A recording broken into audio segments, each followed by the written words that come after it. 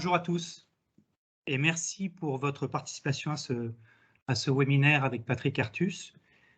Avant de donner la parole à Patrick et donc à la valeur ajoutée que vous attendez, je voudrais dire quelques mots sur Altiplano Open Research. Rassurez-vous, je vais être très bref, mais on voulait mettre en avant un certain nombre de points pour vous éclairer sur qui nous sommes et ce que nous voulons faire.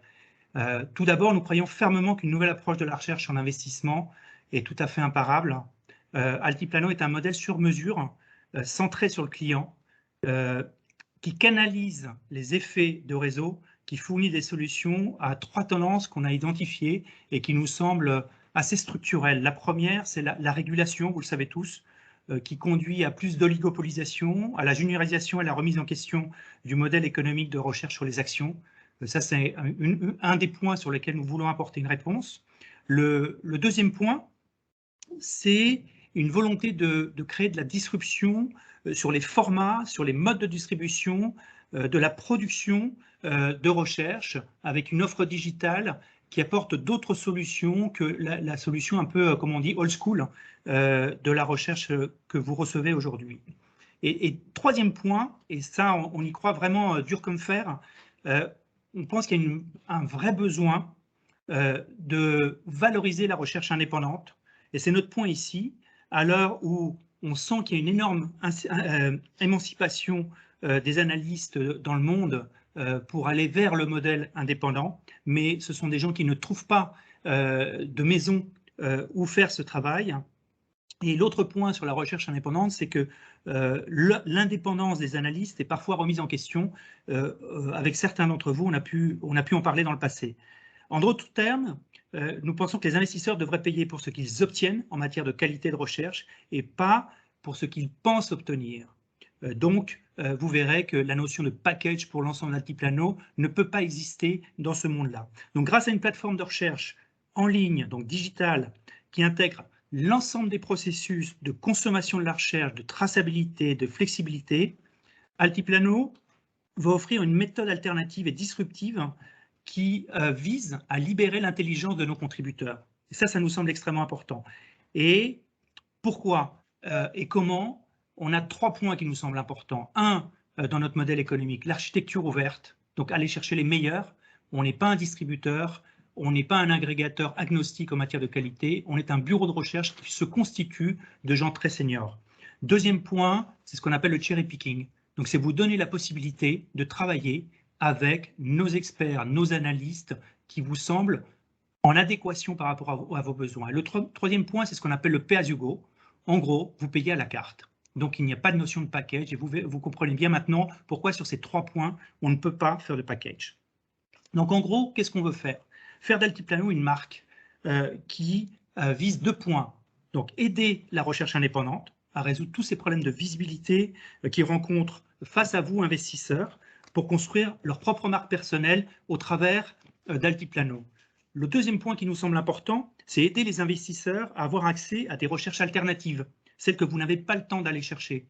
Donc, la recherche indépendante est une chose, la recherche alternative et la recherche académique en est une autre.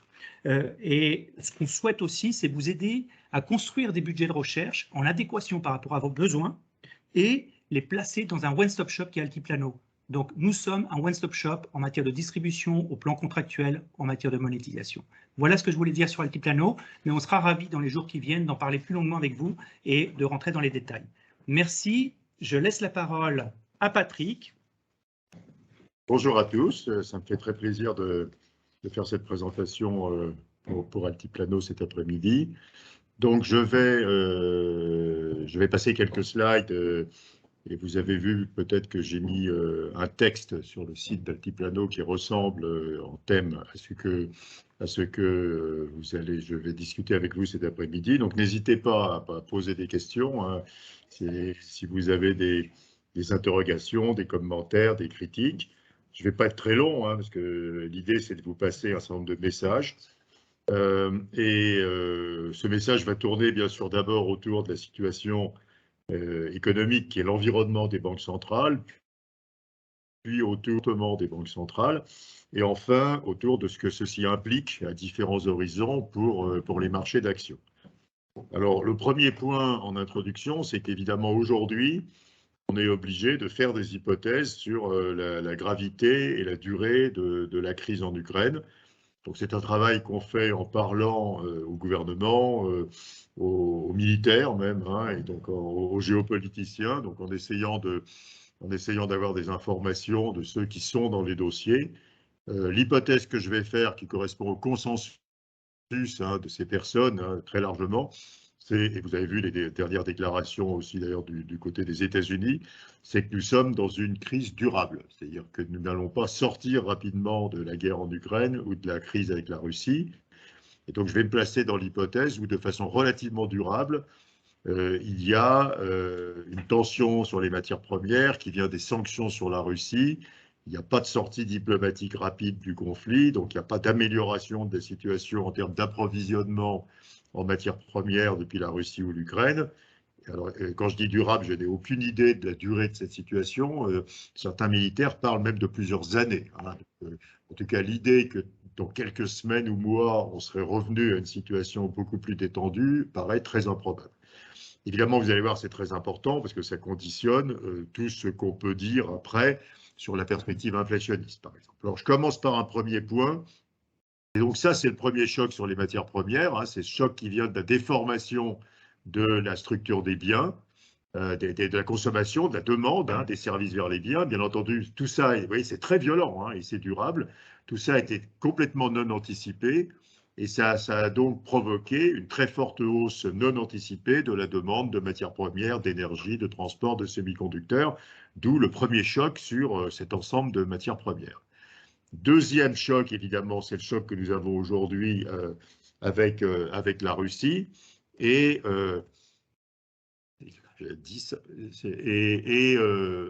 comme vous savez, je vais vous le montrer. Si on peut aller aussi avec 10, voilà, on y était.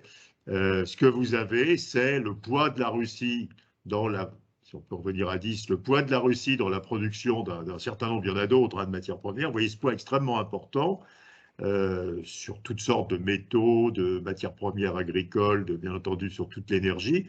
Et ceci continue à faire monter les prix de ces différentes matières premières de façon assez différente. Donc si on va je sais pas, voilà. Si on va sur l'énergie, qui est le gros morceau du sujet, mais bien sûr, il y a aussi les métaux, les céréales, les huiles, etc., comme vous le savez.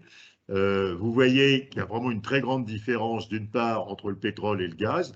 Le prix du pétrole, on est à 104, 105 $, comme nous parlons cet après-midi, n'a pas énormément augmenté, parce que c'est un marché mondial avec des possibilités de trouver des solutions de remplacement à la Russie. Le prix du gaz aux États-Unis n'a pas énormément augmenté parce que le marché américain est largement autosuffisant, même il est exportateur. Par contre, vous voyez que le problème, c'est le prix du gaz en Europe, hein. Ici, je vous ai mis le prix au Royaume-Uni. Si je mettais Rotterdam, on aurait à peu près la même évolution. Et le prix du gaz en Europe, aujourd'hui, est à peu près à 130 € le mégawattheure. On était à 60 € avant la crise, donc il a plus que doublé. On a fait une simulation qui montre ce qui se passerait avec le prix du gaz si on avait un arrêt complet des importations depuis la Russie. On irait probablement, au moins pendant quelques mois, à 300 € le mégawattheure, c'est-à-dire un prix qui serait plus du double du prix de cet après-midi. Donc le sujet, c'est quelques métaux, hein, l'aluminium, le titane, etc. Et bien sûr, pour la macroéconomie, essentiellement le gaz, hein, puisque comme vous savez, 38% du gaz européen vient de Russie. Donc, on peut faire deux scénarios, finalement. Scénario numéro 1, c'est un scénario où on continue à importer du gaz de Russie de façon à peu près normale. Vous savez que c'est quelque chose qui est très tendu en ce moment avec la question des monnaies de paiement. Dans ce scénario, et si on peut regarder l'inflation, dans ce scénario, l'inflation de la zone euro va aller... Alors, on n'a pas encore les données de mars, mais parce qu'on n'a pas tous les pays, mais elles vont être beaucoup plus élevées que celles de février que vous voyez ici. L'inflation de la zone euro irait à peu près à 8% à son pic et redescendrait à 4% à la fin de l'année. Mais dans un scénario où on arrêterait d'importer du gaz européen, l'inflation de la zone euro pourrait aller à 10% à son pic et redescendrait probablement autour de 5% seulement à la fin de l'année. J'y reviendrai tout à l'heure en parlant des banques centrales. Ça, c'est l'Europe. Aux États-Unis, comme vous le savez, c'est même un peu pire, hein, puisqu'on est déjà à 8% d'inflation et on va sans doute aller à une inflation qui va être de l'ordre de 9 à 9,5%. Pour des raisons qui sont assez différentes de l'Europe. Ce n'est pas seulement les matières premières, c'est aussi les salaires, c'est aussi ce qui se passe avec les marges des entreprises qui sont en forte hausse aux États-Unis.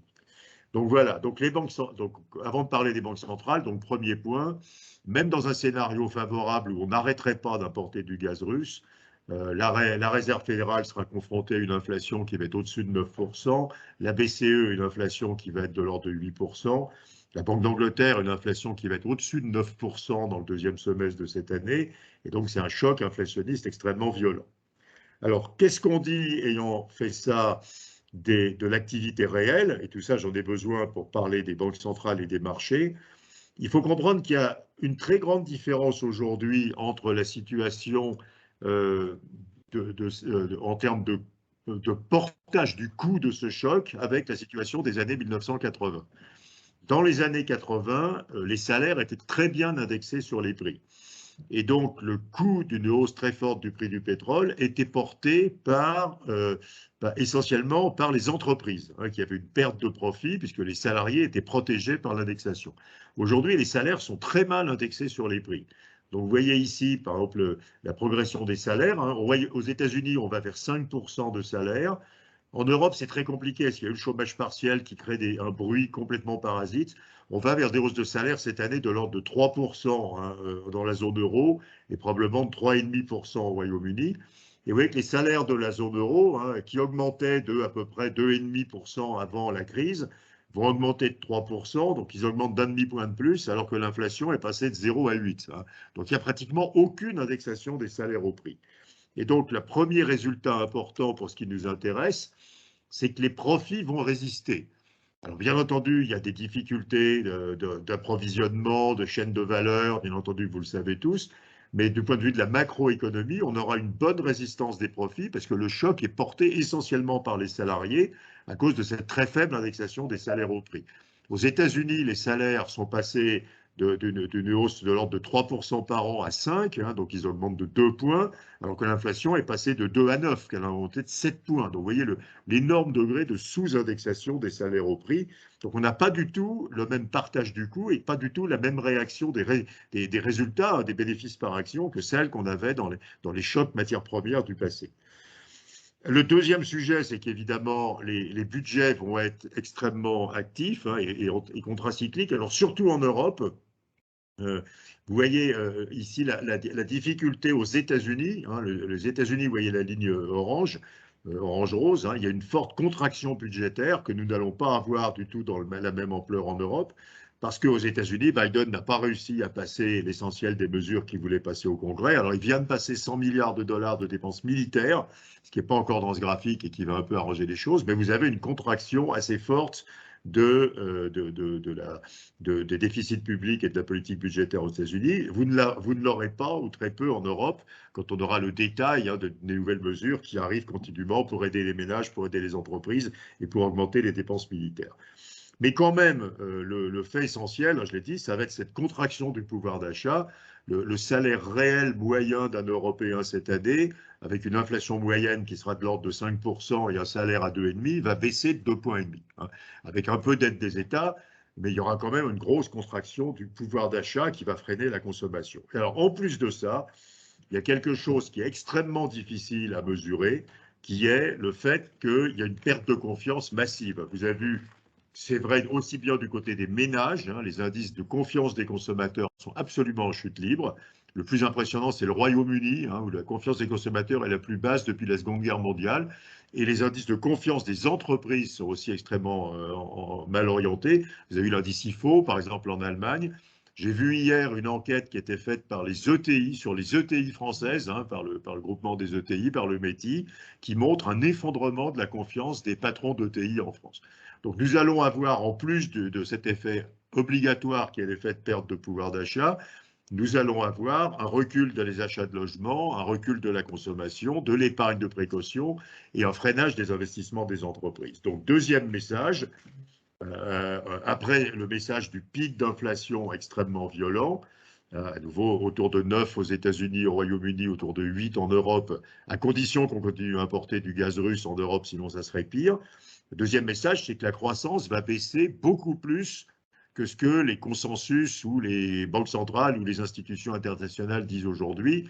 Quand la BCE nous dit que la croissance de la zone euro sera de 3,7% en 2022, c'est réellement quelque chose qui va être révisé. Je ne veux pas dire que ce n'est pas sérieux, parce que j'ai trop de respect pour la BCE, mais ça c'est honnêtement pas sérieux. Et donc, il y aura une très forte révision à la baisse de ce chiffre. Pour l'instant, s'il n'y a pas de rationnement de l'énergie, on aura une croissance de l'ordre de 2% aux États-Unis ou en Europe en 2022, ce qui correspond à peu près à une stabilité de la production en cours d'année, puisqu'on a un acquis de croissance qui est de l'ordre de 2%. Alors j'arrive vraiment à ce qui est le centre de ma réflexion avec vous cet après-midi, qui est comment les banques centrales vont réagir à ça, sachant que c'est la configuration la plus catastrophique pour une banque centrale, c'est-à-dire il y a beaucoup trop d'inflation et il y a, pour l'instant, à nouveau le scénario central, c'est une stagnation de la production pendant l'année. À nouveau, faites attention, quand on vous dit qu'il y aura 2% de croissance, comme c'est l'acquis, ça veut dire qu'on est dans une tendance de croissance nulle en cours d'année. Donc, que peuvent faire les banques centrales? Et là, je crois qu'il va falloir différencier complètement ce qui se passe aux États-Unis et ce qui se passe en Europe. Aux États-Unis, voilà ce que pensent les marchés financiers. Ils pensent que la Réserve fédérale va augmenter les taux d'intérêt, vous voyez, alors, avec ce qui est déjà fait aujourd'hui, encore de 150 à 175 points de base cette année, c'est-à-dire 5 ou 6 fois 25 points de base, et puis pas beaucoup après. Je pense honnêtement que ceci n'a qu'une vocation, c'est être révisé à la hausse. La Réserve fédérale va être beaucoup plus agressive que ce qu'anticipent les marchés, ou même beaucoup plus agressive que ce qu'elle nous a dit il y a 15 jours. Le ton est en train de changer complètement aux États-Unis, et c'est extrêmement intéressant, à mon avis, d'analyser ça. Ce qui était perçu comme étant le plus grave par la Réserve fédérale jusqu'à une période récente, c'était une récession. Donc, ils voulaient être extrêmement prudents sur la politique monétaire pour éviter une récession. Si vous montez les taux à 2 ou à 2,5 après, quand l'inflation est à 8 ou à 9, vous voyez qu'on ne peut pas dire que vous êtes vraiment agressif. Même vous ne faites rien en réalité pour lutter contre l'inflation. C'est un sentiment qui est en train de changer parce que la Réserve fédérale s'aperçoit que le pire pour les États-Unis, ce n'est pas une récession, c'est la perte de pouvoir d'achat des ménages qui est due à l'inflation. Ils ont complètement changé d'avis sur ce qui était le pire. Et ils sont prêts aujourd'hui à accepter une récession pour lutter contre l'inflation. Donc je pense que vous allez voir dans les prochaines semaines une très forte révision des anticipations de taux d'intérêt de la Réserve fédérale à la hausse. Ça ne m'étonnerait pas qu'on soit à 3% sur les Fed Funds à la fin de l'année et qu'on soit à 4% à la fin de l'année prochaine. Vous voyez que même ça aura un effet très limité sur l'inflation. Jay Powell a dit que Paul Volcker, vous vous rappelez, dans les années 80, était un très grand serviteur de l'État américain. Paul Volcker avait mis les taux à 20 pour lutter contre l'inflation. Et aujourd'hui, pour lutter vraiment contre l'inflation, il faudrait des taux à 6, 7, 8. Mais voilà. Donc la Réserve fédérale va aller dans cette direction beaucoup plus que ce que les marchés anticipent. Ce qui veut dire que quand on va regarder les taux d'intérêt à long terme aux États-Unis, vous voyez ce qui est prévu aujourd'hui. On est aujourd'hui à 2,37, je crois, ce soir. Ça a été fait il y a 2 jours, donc c'est un peu en retard. On a été un peu au-dessus de 2,50 dans cette semaine, en cours de semaine. On va aller beaucoup plus haut que ça. C'est-à-dire qu'au minimum, les taux d'intérêt à 10 ans aux États-Unis vont aller vers 3%. Donc on a quand même une politique monétaire américaine qui ne se normalise pas complètement, mais qui est en cours vraiment de semi-normalisation avec un vrai changement dans la perception de la Réserve fédérale. Si vous regardez maintenant la BCE, alors on est vraiment dans une configuration très différente. Les marchés anticipent que la BCE va monter un peu plus de 2 fois cette année ses taux d'intérêt, et puis il va les monter à peu près 3 fois l'année prochaine. Honnêtement, je pense que la situation est plus compliquée que ça en Europe. En Europe aujourd'hui, alors je saute le Royaume-Uni qui est très similaire aux États-Unis sur beaucoup de points, mais la zone euro est très différente. Aujourd'hui, dans la zone euro, l'inflation, c'est seulement les matières premières. Il n'y a pas d'inflation salariale. Donc la BCE a la possibilité d'être patiente, puisqu'il n'y a pas encore d'inflation salariale. Mais elle sait que ça va venir. Quand vous parlez à toutes les entreprises possibles et imaginables en Europe, les 2 messages que vous avez, c'est 1, on s'apprête à monter les salaires beaucoup plus en fin d'année, et 2, on s'apprête à augmenter nos prix beaucoup plus fortement que jusqu'à présent. Donc l'inflation européenne, qui pour l'instant n'est due que aux matières premières, va devenir une inflation normale avec des salaires, avec des prix d'entreprise. Et ce second type d'inflation vers laquelle on se déplace va forcer la BCE à agir. Mais la BCE essaie de gagner du temps. Et elle essaie de gagner du temps parce qu'il y a la guerre. Aux États-Unis, il n'y a pas de sentiment de guerre. Quand vous parlez aux investisseurs américains, ils ne sont pas du tout dans un sentiment de guerre, ils ont un sentiment qu'il se passe quelque chose assez loin d'eux, qui est plutôt favorable parce que ça pousse le gouvernement américain à augmenter les dépenses militaires. En Europe, on a un sentiment de guerre, on est dans des économies qui commencent à être des économies de guerre, on doit aider les ménages, où il y a des raretés, où il faut dépenser plus dans le militaire. Et donc, on n'a pas du tout la même perception de la situation. Et la BCE peut difficilement monter les taux tant qu'on est dans cette perception. Donc, je pense que ce qu'il faut attendre en Europe par rapport à ce que pensent les marchés, c'est une situation où les taux d'intérêt vont monter très peu cette année, parce que la Banque centrale est dans cette prise, dans cette impossibilité de fait à passer une politique restrictive en temps de guerre, et vont monter nettement plus l'année prochaine que ce qu'anticipent les marchés. Donc on aura des hausses de taux qui seront plus fortes que celles qui sont anticipées, ce qu'il faudra aussi pour les taux d'intérêt à long terme, mais assez tardivement, plus tardivement que ce qu'anticipent les marchés, parce que la BCE essaie de gagner du temps pour maintenir des taux bas tant qu'on est dans ce conflit en Ukraine. Et puis, comme vous savez, il y a un sujet permanent en Europe qui est la situation italienne. L'Italie n'a pas de croissance potentielle, n'a pas de gain de productivité, a une dette très forte, n'arrive pas à dépenser l'argent des fonds européens. Et donc la BCE continue à avoir la nécessité de stabiliser l'écart de taux de l'Italie, ce qui évidemment est une contrainte aussi qui lui impose une très grande prudence que n'a pas la Réserve fédérale. La Réserve fédérale n'est pas en charge de la solvabilité des États ou des cantons ou des villes aux États-Unis. La BCE est en charge de la solvabilité de tous les États européens. Alors, ayant dit tout ça, je résume et je finis en disant que pourraient faire des investisseurs dans cet environnement, en particulier en ce qui concerne les actions. Donc, un pic d'inflation qui est au moins 9 aux États-Unis et au Royaume-Uni, au moins 8 en Europe, et plus que ça si on coupe le gaz russe en Europe. 2, une perte de croissance qui est plus forte que celle qui est anticipée aujourd'hui, qui est d'au moins 2 points, et plus que ça si on coupe le gaz russe. Je vais vous faire tout de suite un petit calcul d'ailleurs avant de finir mon raisonnement. Et 3, une réserve fédérale qui a passé le cap, qui a changé de comportement, qui veut maintenant casser l'inflation, et donc qui va être plus restrictif que ce que les marchés anticipent. Et deuxièmement, une BCE qui aura peut-être le même comportement l'année prochaine, mais qui essaie de gagner du temps à cause de la guerre. Et donc qui de toute façon est très décalée par rapport à la réserve fédérale. Alors, juste un tout petit calcul avec vous. Si nous perdions en Europe toute l'énergie importée de Russie, nous perdrions 17% de notre énergie. Puisque l'énergie importée de Russie, c'est 17% de la consommation totale d'énergie de l'Europe. Le pétrole, je l'ai dit tout à l'heure, ce n'est pas extrêmement compliqué. On peut trouver du pétrole ailleurs assez rapidement. Et puis, si les Indiens achètent le pétrole russe, on achètera le pétrole que les Indiens n'achètent plus. Donc, il y a des façons. C'est un marché mondial qui peut se rééquilibrer. Tandis que le gaz naturel, c'est très différent. On entend des choses très fausses sur le gaz naturel. Les Russes ne peuvent pas exporter leur gaz ailleurs. Il n'y a pas de pipe pour le faire. Sibérie 2, il faudra 4 ans pour le construire. Donc, si les Russes coupent le gaz à l'Europe, ils ferment le gaz. Ils n'ont pas de moyens alternatifs d'exporter leur gaz s'ils ferment les 3 pipes qui les relient à l'Europe. Donc, on est dans une situation très différente où là, le monde manquerait de gaz, alors que le monde ne manquerait pas de pétrole. Et c'est pour ça qu'on a un choc gaz qui est extrêmement important et qui est à la fois un choc volume et un choc prix.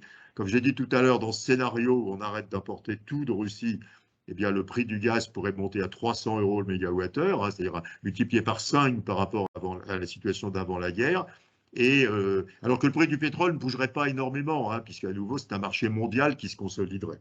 Et bien entendu, il manquerait en Europe un peu d'énergie, on aurait des effets de substitution, des effets d'économie, on tirerait dans des stocks, mais on perdrait au moins 2 points de PIB supplémentaires dans ce scénario. Alors, dernier point, qu'est-ce qu'il faut faire quand on est un investisseur? Et je finirai avec une conclusion un peu plus prospective. Je me place plutôt ici dans la perspective d'un investisseur européen. Un investisseur américain, c'est un petit peu différent. La problématique en Europe, ça va être, 1, de se protéger contre l'inflation, et 2, une problématique où, pour l'instant, les taux d'intérêt réels vont rester extrêmement négatifs. Cette année, on va avoir une inflation européenne qui va sans doute être en moyenne de 5%, du 10 ans allemand qui, même s'il monte encore, va être en moyenne de 80 points de base ou 90 points de base. Donc des taux réels qui sont à -4 et au-delà. Donc le cœur de la réflexion, c'est qu'est-ce qu'on fait quand on veut se protéger contre l'inflation et que les taux d'intérêt réels sont négatifs? La réponse, c'est on va vers les actifs réels, ce qui n'est pas le cas si les taux d'intérêt réels remontent énormément. Et si on va vers les actifs réels, bah, ceci inclut évidemment l'immobilier, ceci inclut les infrastructures, ceci inclut bien sûr la partie des actions qui correspond à des secteurs qui ne sont pas durablement touchés ou fortement touchés par cette crise. Alors, vous savez que la plupart des investisseurs aujourd'hui disent qu'il faut revenir sur une logique de value, hein. Je ne suis pas sûr que ce soit les bons concepts aujourd'hui. Je pense que le bon concept, c'est un concept de pricing power, hein, où on va sélectionner des secteurs d'activité qui ont la capacité de passer les coûts dans les prix. Et par exemple, toutes sortes de biens intermédiaires ou de matériaux, et vous voyez, et peut-être pas des secteurs comme la distribution, hein, qui devront comprimer leurs marges pour répondre aux demandes des producteurs. Donc il faut faire ce travail sur le pricing power. On serait dans un environnement très différent à nouveau si les taux d'intérêt réels remontaient beaucoup, mais ce n'est pas du tout ce qu'on attend, en tout cas pour l'année qui vient. Voilà, donc par contre, ce qu'on voit clairement aujourd'hui, c'est que chaque bonne nouvelle est extraordinairement bien valorisée. La raison est assez claire, hein. La position de repli en cash ou en bonds est totalement intenable au niveau d'inflation et de taux réel où on est, hein. Et donc, on a vraiment besoin de se reporter très rapidement, dès qu'il y a l'ombre d'une bonne nouvelle, sur des actifs réels. Pour ceux d'entre vous qui regardent ça, je pense quand même qu'il faut faire attention à l'intérieur des actifs réels aux dettes risquées, hein, ce qui n'est pas le cœur de notre réflexion, mais les dettes risquées aujourd'hui risquent de souffrir parce que les investisseurs vont quand même avoir une aversion plus forte pour le risque et qu'assez souvent, par exemple, dans les dettes privées, on a des problèmes de covenant qui n'existent pas. Donc, c'est vraiment des dettes qui sont perçues aujourd'hui comme très risquées. Et peut-être en réalité, y aura-t-il un report de ces dettes très risquées et mal protégées vers les actions, hein, puisque les actions offriront plus de liquidité et plus de transparence, je dirais, sur le niveau de risque. Alors, dernier point, avant de prendre toutes vos questions, si vous en avez bien sûr, n'hésitez pas. Je crois qu'il faut réfléchir maintenant au long terme. J'étais avec des clients anglais en début de semaine et les clients anglais posaient la question en disant, bon, il y a l'analyse de 2023-2024. Qu'est-ce qu'on peut dire comment on dit, de when the dust settles, hein, quand tout ça s'arrête, il reste quoi? Et moi, je pense qu'on va revenir quand même assez largement vers des économies du passé. Et ça, c'est une réflexion, il me semble qu'il faut commencer à avoir. C'est quoi des économies du passé? C'est des économies où l'inflation est plus forte.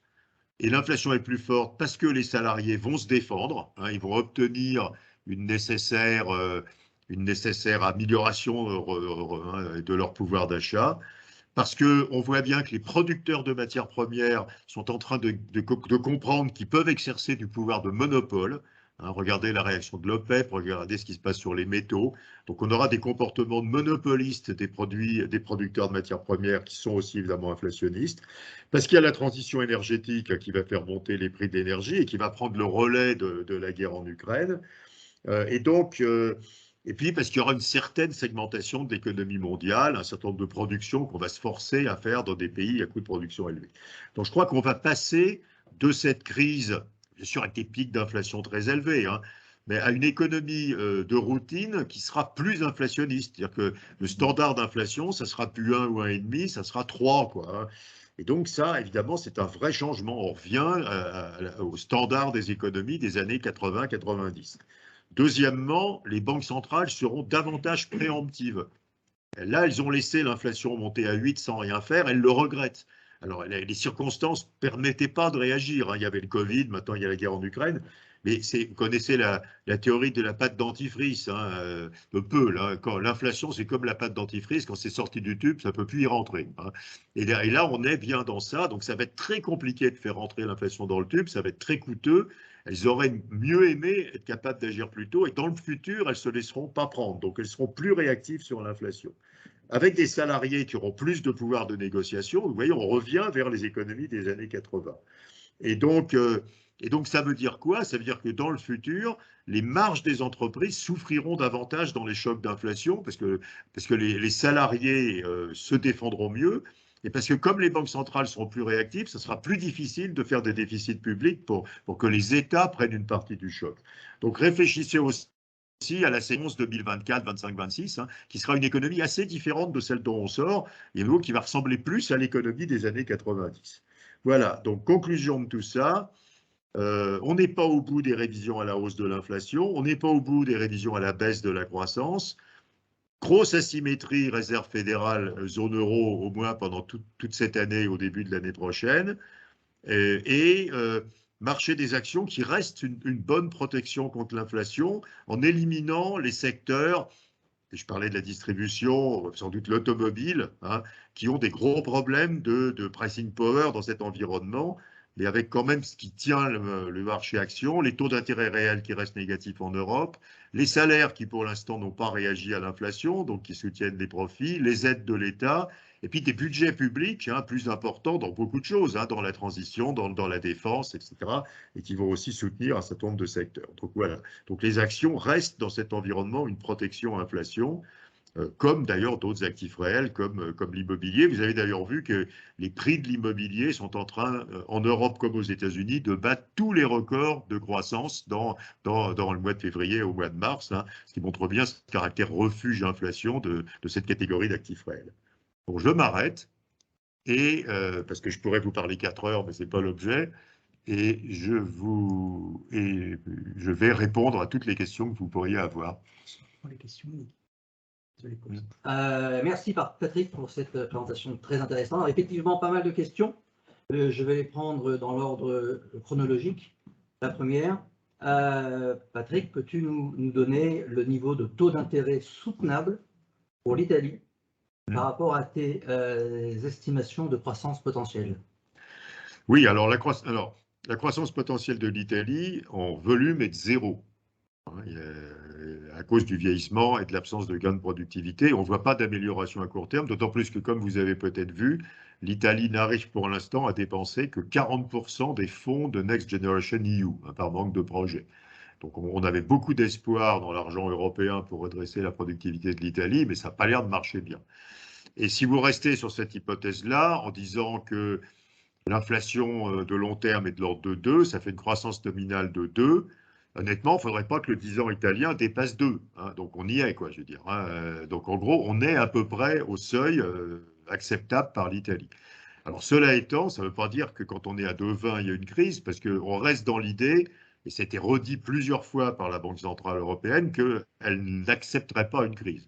Et qu'est-ce qu'elle ferait? Elle déclencherait ce qu'elle peut faire, c'est-à-dire l'utilisation des remboursements du PEPP, qui est terminé, sur l'Italie, puisqu'elle a le droit d'utiliser ces remboursements, ces amortissements en allocation pays, comme elle a envie de le faire.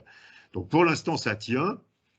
Ça tient à 2, ça tiendrait à 2,25, mais il faut voir qu'après, si on arrive à 2,5, ça va devenir difficile. Ça va devenir difficile. Draghi est en train de rater en réalité son projet et son espoir, qui était de prendre plein d'argent européen et de l'utiliser pour redresser la croissance potentielle. On voit que c'est beaucoup plus compliqué que ça, parce que quand on en parle à la BEI, par exemple, ils confirment bien ce sujet. C'est-à-dire que le problème, c'est pas d'avoir de l'argent sur la table. Ça fait des années que la BEI met de l'argent sur la table. Et le problème, c'est de générer du projet qui est finançable. Et donc voilà. Donc je suis pas très optimiste. Alors que fait la BCE a un commitment absolu à éviter une crise. Qu'est-ce qu'ils font si on arrive dans une zone de crise? Ils utilisent d'abord, comme je l'ai dit, tout l'argent possible du PEPP, et après, ils seront imaginatifs. Moi, je pense qu'ils seront imaginatifs. Il y a aussi le SM, qui a des réserves considérables prêtables, et qui peut intervenir en prêt à l'Italie. Mais il y aurait un soutien européen massif. Mais à nouveau, on n'est plus très, très, très, très loin du moment où ça peut devenir dangereux. Ok. Alors, les questions se bousculent, donc je poursuis. Une autre question, si la guerre s'enlise en Ukraine, quel est le risque pour que l'on connaisse une stagflation en 2023? Alors, je ne sais pas. Oui, enfin, dans ma présentation, j'ai dit qu'on était en stagflation maintenant, quoi, je veux dire. À nouveau, si on a 2 de croissance, comme je l'ai dit, l'acquis est de 2%, en France, il est de 2,4%.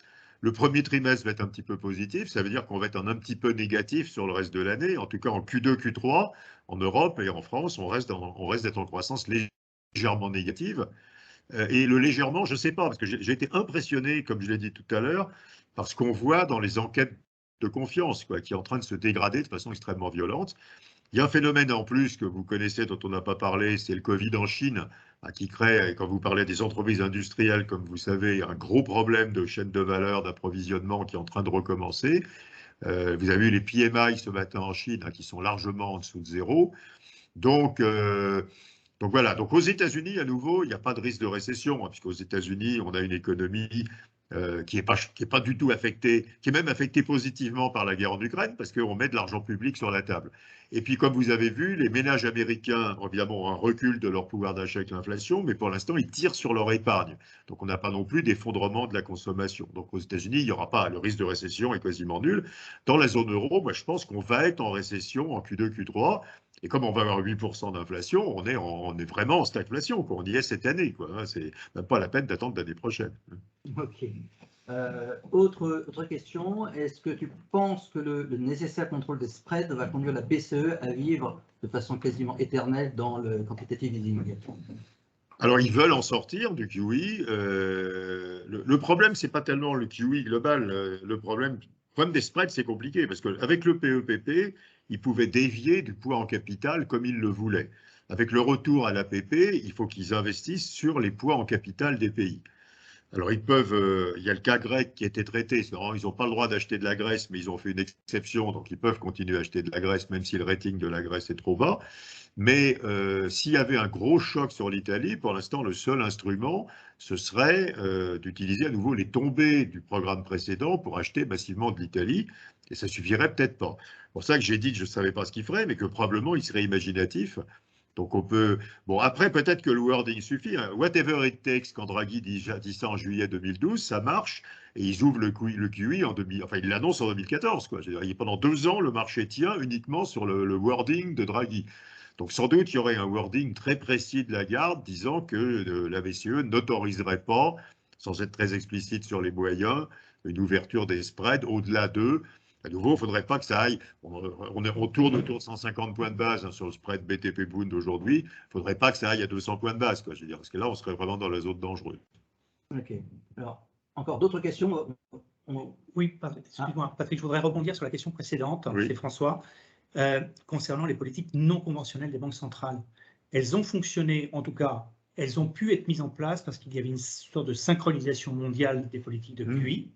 Est-ce que tu peux envisager un instant qu'il n'y ait plus de synchronisation des politiques non conventionnelles des banques centrales à l'avenir? Et quels seraient les risques? Bon, alors, il y a déjà les Japonais viennent de redire qu'ils gardaient pour l'instant le yield curve targeting, c'est-à-dire que la Banque du Japon continue à piloter les taux longs.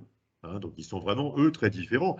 Il y a de l'inflation au Japon, il n'y a pas du tout d'inflation sous-jacente. Quand on enlève l'énergie, l'inflation est négative au Japon. Mais avec l'énergie, bien sûr, on est 1,6, je crois, sur le dernier chiffre. Enfin, ils maintiennent la guidance de taux long à moins de 0,25. Donc déjà, les Japonais sont très différents. Résultat, comme tu l'as vu, François, le yen s'effondre.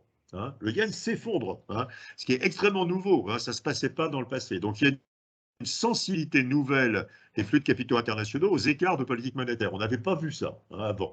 Les Japonais ont déjà eu une politique monétaire très très différente, ça n'avait pas fait grand-chose sur la devise, et là, le yen se casse la figure. Donc, il y a effectivement, c'est une très bonne question celle que tu poses, parce que ça veut dire que peut-être les flux de capitaux sont plus réactifs que dans le passé aux écarts de taux d'intérêt. Comme la BCE va être moins agressive à court terme que ce que disent les marchés, qui pourtant disent pas grand-chose, ils disent de hausse et demi, et que la Réserve fédérale va, à mon avis, être nettement plus agressive que ce que disent les marchés, dans la même configuration, l'euro va baisser. Donc on est à 1,10 cet après-midi. C'est combien dans 6 mois? C'est peut-être un 0,2, un 0,3. Et ça ne nous arrange pas parce que le pétrole n'est pas très cher. Si les carburants sont chers en Europe, c'est à cause de l'euro. Ce n'est pas tellement à cause du pétrole en dollars. C'est parce qu'on est à 1,10. Dans les derniers chocs pétroliers, on était beaucoup plus haut, quoi. Donc c'est l'euro qui fait monter les prix de l'énergie en Europe. C'est pas tellement. Alors je parle pas du gaz, mais sur les carburants, donc voilà. Donc je crains ta question. Je crains que les taux de change réagissent plus violemment qu'avant à des écarts politiques monétaires qui vont être massifs. Parce que la BCE, la Réserve fédérale, son prochain mouvement, c'est 50 points de base.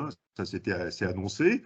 Et le mouvement d'après, ce sera sûrement aussi 50 points de base. Enfin, ils vont y aller, quoi. La BCE, elle ne va rien faire de tel. Et donc, et les marchés ne l'ont pas encore entièrement endogénisé. Donc, je pense qu'effectivement, on va avoir des effets de change assez importants. Et le yen est la preuve de ça, quoi. Merci. Autre question encore. Quid de l'or dans un contexte d'inflation durable et aussi dans un contexte de taux réel négatif? Alors, c'est une question, la question suisse habituelle. Honnêtement, il y a la seule chose qui est. Moi, j'ai regardé ça de très près pour répondre aux questions suisses, justement. La seule corrélation stable qui explique le prix de l'or, hein, c'est la création monétaire par les banques centrales. C'est la base monétaire. Il n'y a pas de corrélation stable avec les changes, il n'y a pas de corrélation stable avec l'inflation, il n'y a pas de corrélation stable avec les marchés d'actions. C'est vraiment la création monétaire des banques centrales. Or, la création monétaire des banques centrales, elle ralentit violemment, hein. Les Japonais continuent, les Européens ralentissent et les Américains arrêtent complètement. Donc, je ne suis pas très positif sur l'or. Je ne pense pas que ce soit la valeur refuge centrale aujourd'hui dans cette hypothèse-là, puisqu'il y a quand même une contraction de la liquidité banque centrale. Ok, très bien. Alors, autre question. Quelle probabilité assignes-tu à un nouveau saut fédéral en Europe? Alors ça, c'est une question très intéressante. J'ai écrit un gros papier ce matin que je pourrais peut-être passer à François dans les prochains jours.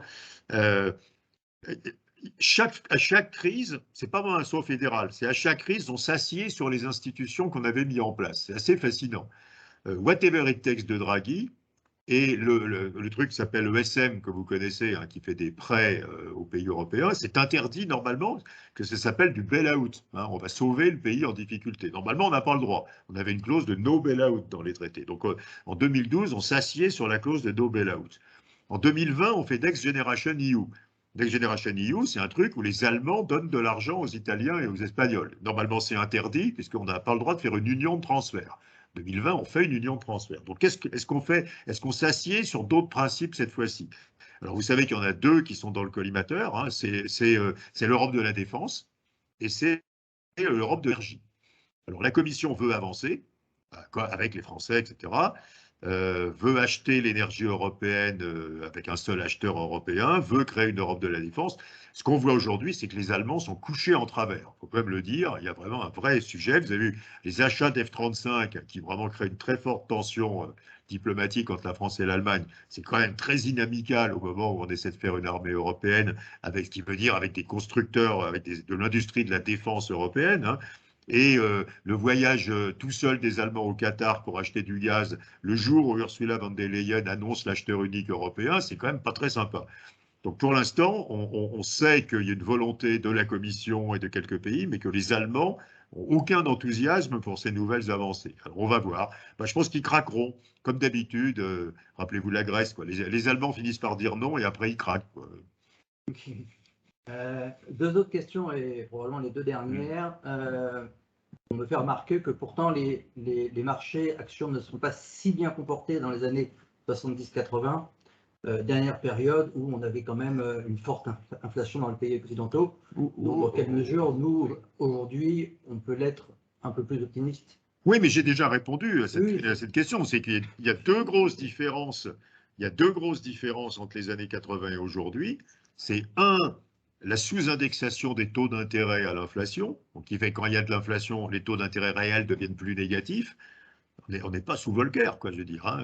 Volcker, l'inflation était à 12, mais les taux à 20, quoi. Aux États-Unis, l'inflation est à 8 et les taux, pour l'instant, ils sont à 0,50, quoi, hein.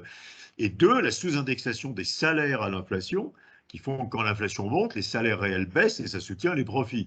Donc il y a deux caractéristiques de cette période qui sont. Alors, j'ai dit tout à l'heure que dans le moyen terme, on risquait d'évoluer sur ces deux points. Mais aujourd'hui, dans un monde où les taux d'intérêt et les salaires sont complètement sous-indexés à l'inflation, vous n'avez pas du tout la même configuration, à la fois sur les PER et sur les bénéfices par action que celle que vous aviez dans les années 80.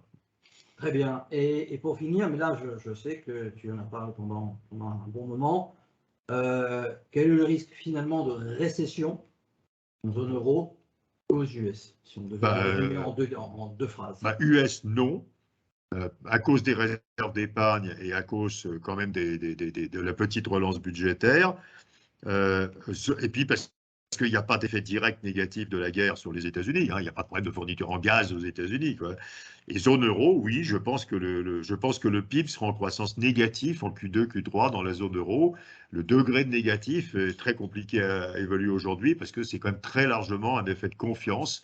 On voit que la confiance, je l'ai dit, se casser la figure aussi bien pour les ménages que pour les entreprises. Et il faut savoir dans quelle mesure ça va freiner les achats d'immobilier, la consommation, l'investissement. Pour l'instant, les entreprises nous disent plutôt qu'elles coupent les coûts, mais qu'elles n'ont pas encore vraiment touché les budgets de CAPEX.